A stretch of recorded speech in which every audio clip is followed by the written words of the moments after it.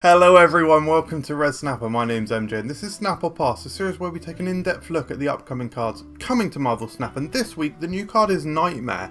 He's a 3-1. On reveal, replace the text of each card in your hand with text from a random card of the same cost. In this video we're going to be looking at deck Synergies counters. It's going to be a very fun and funny time. We'll also have a look in the Marvel Encyclopedia, which will be awesome. You can use, however, the chapters below to skip to the section you want, but True Legends stay for the whole thing. Okay, good. That was the opening spiel. Let's talk about Nightmare. I have got the page open here. Nightmare is the ruler of the nightmare world within the dimension of dreams, where the life essence of humans is brought while they sleep. Nightmare monitors the collective unconscious of humans and can manipulate the dreams of an individual, giving them nightmares to gain control of the person. I am aware that I think he's like the arch enemy of Doctor Strange. He certainly was in HeroClix. There was a really cool mechanic in HeroClix actually, where arch enemies of each other had a coloured base that was the same. So for Nightmare and Doctor Strange, it was like a pinky purple magenta, I suppose you'd say, base. And if they knocked each other out, you'd get double victory points. Really cool mechanic. Anyway, if you want to buy Nightmare, you can buy him for 6,000 tokens. He is a Series 5 card. Or you can open seasonal Series 5 snap packs and get him alongside other options, which include this month's cards, Morgan Le Fay and the Ancient One, and last month's new X-Men cards, including the Season Pass card, Esme Cuckoo. Let's talk about the mechanics. Spat everywhere. Oh god.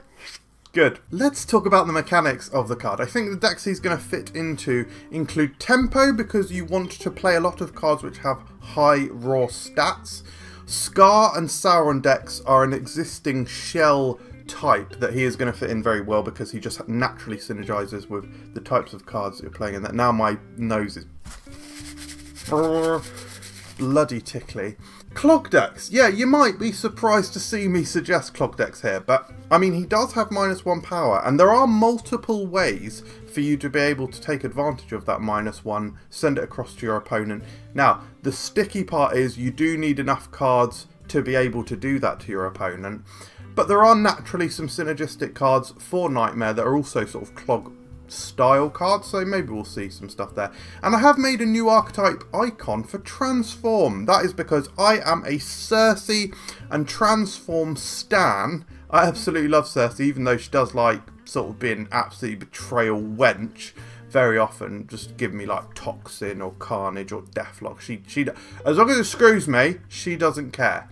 But Nightmare will feed into that very well. Him being a 3-1 makes him ripe for transforming, and there's other cards that he works great with that also have transform elements too. So using Merlin and Cersei might be an interesting new archetype there. Who knows? Anyway, let's talk more about the specifics of the card. He only targets the cards in your hand, so it will be a limited number of swaps. It's only those ones in the hand, okay? So you're only going to have, what, by this stage in the game, 3, 4, maybe as many as 5 cards in your hand. So you make do with what you've got. Yeah, fine. The card text is replaced, it's not added to or anything like that. Now, he can lead to epic moments and brand new combinations of sort of abilities and powers that will make your head spin. Can you just imagine something like... Is that slightly echoey, having the door open? But yeah, imagine getting a Red Skull with Iron Man... I don't know why it's these icon hand gestures. Imagine getting a Red Skull with Iron Man's ability. That's going to be really cool.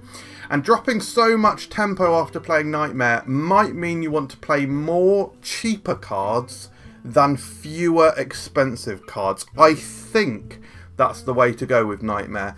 But there's some difficult questions that you've got to make, like, shall I hold these cards, like cards like Ebony Maw, shall I hold that in my hand? But then what if you don't draw Nightmare? There's difficult situations, so I'm not 100% sold on Nightmare, but obviously as this video unfolds, my thoughts will continue to unwrap. Pros about the card: he creates unpredictable situations for your opponent to contend with. They're not going to know what your power ceiling is. He converts high power cards with bad abilities into neutral or positive abilities. In this video we will have a look at some of the best card text in the game and also some of the best cards with stats that you may want to consider playing with Nightmare. And it's potentially an extremely fun card leaning into risk and reward. The huge risk is not only Nightmare's -1 power, which is just such a huge downside, but also what abilities are you going to create? Because it is random. Remember this, guys. You're not guaranteed to get good abilities. You could get worse. You could get worse card text on these cards that you've got in hand. So, yeah, going to be an interesting one. The cons, as if that sort of isn't one, is that it is a horrific tempo loss if you can't capitalise on the -1 power. There are plenty of cards that can capitalise on that. We've already spoken about some of them, being able to push the card over to your opponent's side or being able to transform it. But if you can't capitalise on that, that could be the really big downfall of this card. And he does have negative synergy with some of the cards in your own deck. So for example, if you're playing a Sauron or a Surtur style deck and you've got Skaar, you might have Nightmare and you're like, oh, what do I do? Because if you play the Nightmare, you're going to lose the cost reduction ability on your Skaar. So yeah, there's some interesting stuff. Now, I have reviewed and looked at some of the best and worst card text in the game. A really important thing that we don't get confused about here is that when we think about Hulkling, which is a kind of vaguely similar ability,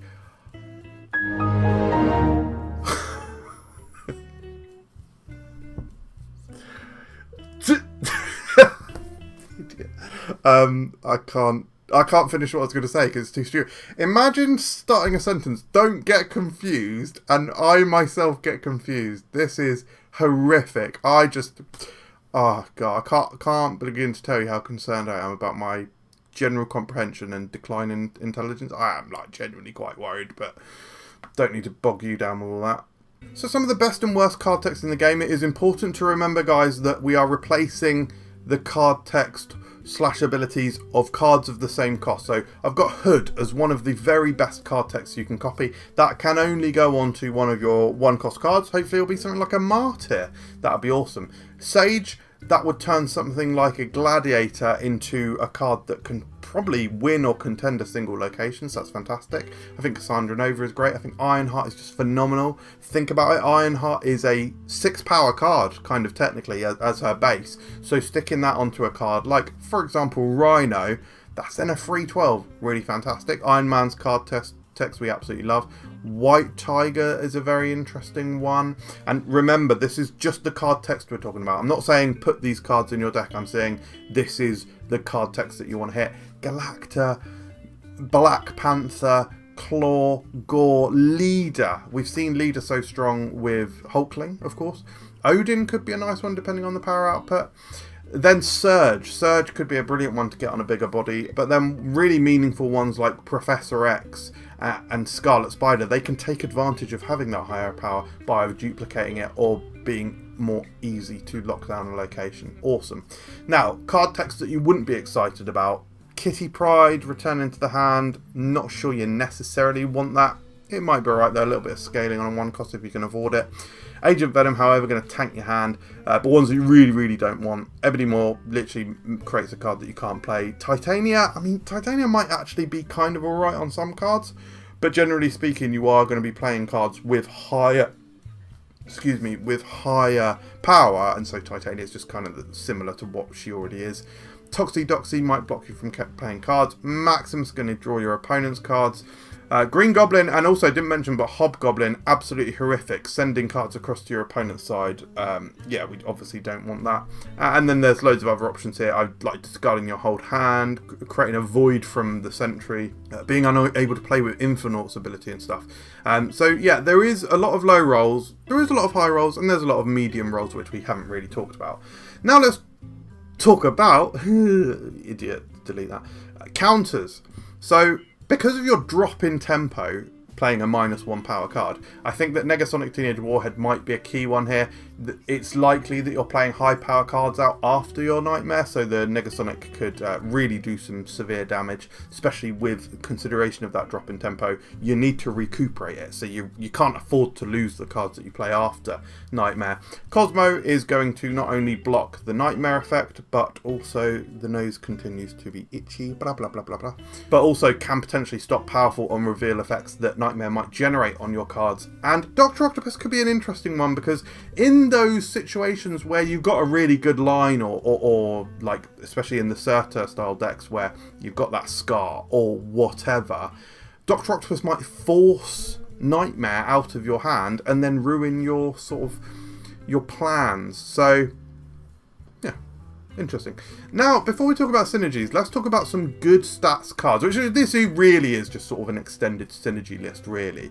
But I think some of the more key cards that are going to be fun to swap their ability will include Martyr. I absolutely love Martyr already anyway.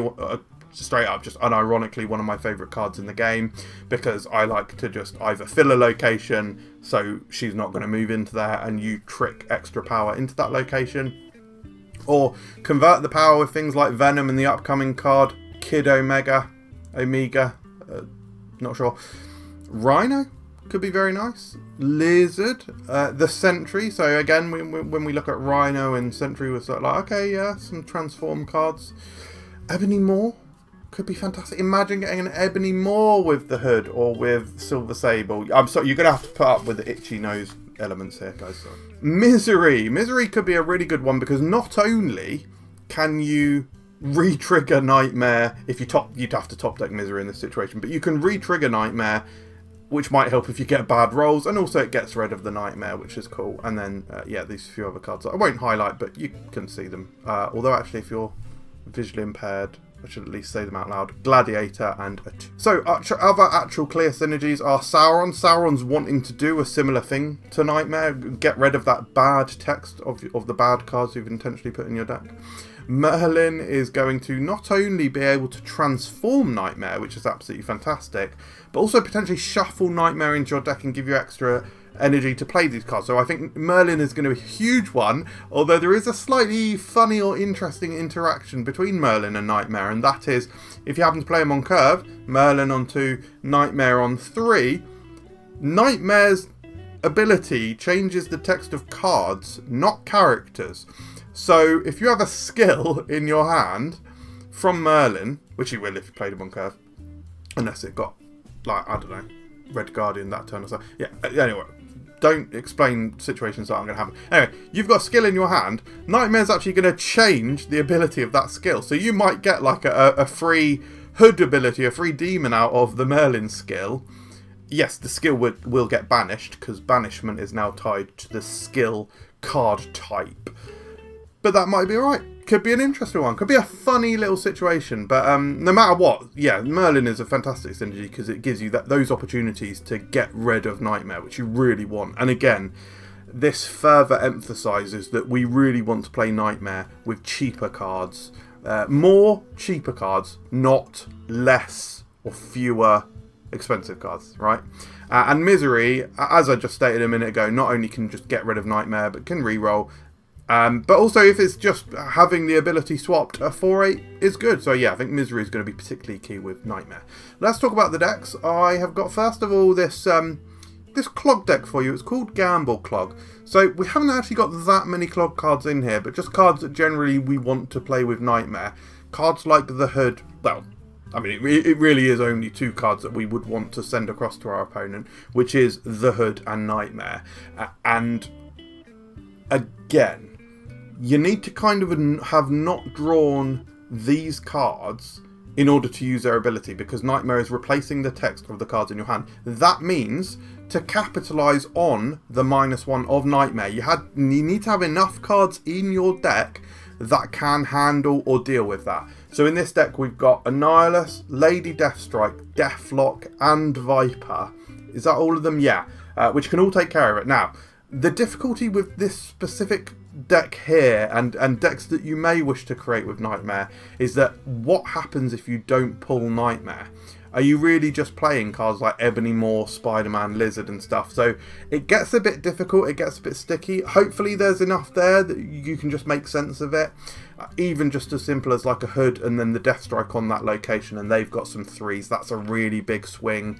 And then you can make sense of things like a Maximus on the final turn of the game with the Demon and stuff. So there's definitely lines here, but yeah, tricky. Also worth mentioning here as well, we do have Sauron in the deck, but not many ongoing cards that actually benefit from having their abilities removed. But there is a few, like Ebony Maw and Lizard. So there are a few key ones, but it just highlights a little bit that there is a certain amount of difficulty and high risk gambling to playing Nightmare. This next deck is a transform deck. Like I say, I just love Cersei, so I'm keen for this sort of thing. We have got the Merlin factor in here as well. We've got Hood, we've got Nightmare, we've got Sentry, so we want to transform that Void potentially, or just of course play Nightmare and get rid of the Void being generated. Again, similar stuff. Misery, we got Lady Deathstrike, so there's other ways to handle not only Nightmare but also any negative stuff that we produce. So yeah, I think this could be nice. And then just some strong early game vibes to try and cool our opponent's jets with Iceman, heat up their jets with Lunar Snow and allow them to do more. That's sort of like, yeah, innit? They're like at odds with each other, but you get the idea with this deck, guys. What are we going to do? We have, actually, to be fair, we've also got Valentina in here for some resource generation. I mean, appreciate we might replace the text of that Valentina card, but that could be interesting in itself. Who knows? Who knows? The final deck I've got for you is a more traditional sort of shell. It is a Sauron shell. However, you will note we've got Sauron in here with the typical cards that we would want to remove the abilities from. So Red Skull, Typhoid Mary, Lizard, Ebony Maw, Starbrand. However, you do see we've got War Machine in here. If you've got the War Machine line of like War Machine into Infinite, you might just go with that instead of removing the abilities.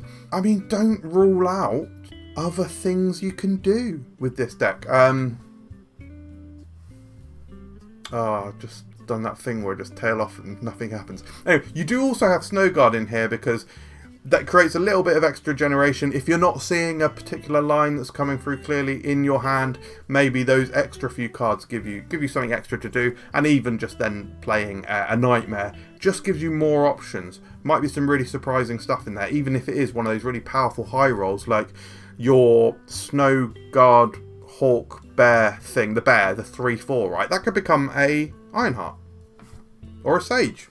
Really, really good. Becomes a really good card. So yes, this is what we're saying. Now, please do like this video. Please do subscribe if you are not subscribed. That would help me out, and turn on notifications if you want to. Sure, I don't really even know if that helps these days. Also, guys, if you are wanting to join an alliance, we have got a couple of alliances. Our second alliance is now approaching full. I think it needs about 5 to 8 members, something like that. So you can join our Discord. The link to our Discord is in the description for this video. We have a really nice time just chatting about cards, deck building ideas, so you might want to join it even if you don't want to join the alliance. But yeah, if you need to join an alliance, which is guaranteed to get all of the rewards every month, every week, all the time, then yeah, please do check it out. So star ratings for Nightmare. You might be surprised to see that I actually think it's kind of like, I think it's like a 2.5 star card, guys. I think there's too much difficulty with it. The deck building is very challenging. It is difficult. You need to have enough stuff that can take advantage of the things. But then what if you don't draw Nightmare? It feels much, much worse. So that is tough. The ability is a high risk, a potential high reward. But like I said earlier, you're not even guaranteed to get good rolls. So that might feel a bit sticky. And just overall, I don't know. I think he's going to lack the consistency, maybe. But what he lacks in potential, what I'm giving him an overall score for, of course, is fun. I think this is a ridiculously fun card. I'm personally going to be playing him probably religiously, like absolutely religiously. So I'm giving him 4.5 stars from a fun factor. I think he's not like a full-blown 5 or 6 because I think he might be ebbed or chipped away just from the slightly frustrating elements to him. For the archetype, I've given him 3 because I'm not sure he's really, like, he kind of creates a new deck, but I'm not sure he's like crucial to anything or improving things necessarily. I think if you play him in a certain style of deck, I do think he'll weaken it. So from a competitive standpoint, I've given him 2.5 as well. I'm not sure. I'm not sure he'll make it. I'd love to be wrong, and of course, I am wrong very often. So not very often, but I can completely miss the mark.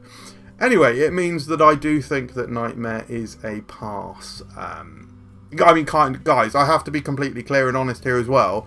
I am getting him. Like I said, I'm going to play him religiously. So for me personally, he is a snap.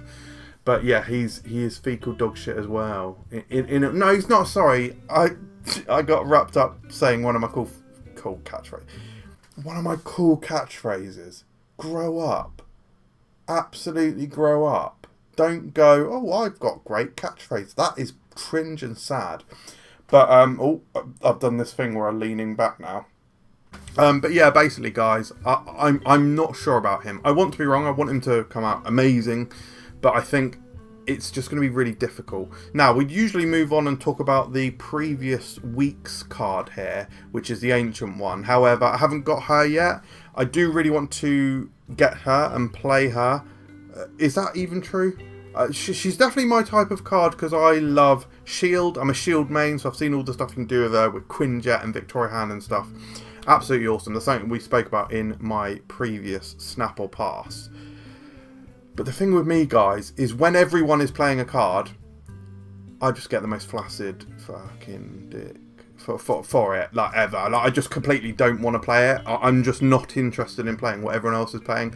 I generally try to avoid playing meta decks. I mean, unless I'm trying to climb, in which I have relented a few times recently. But yeah, I'm not interested in playing a card that everyone is playing, especially when everyone's teching against it anyway. I will get her, I will play her eventually, but it means I can't really discuss her, other than she looks pretty good. So yeah, thank you very much for watching, guys. Hope you enjoyed this video, and I'll see you next time. Cheers.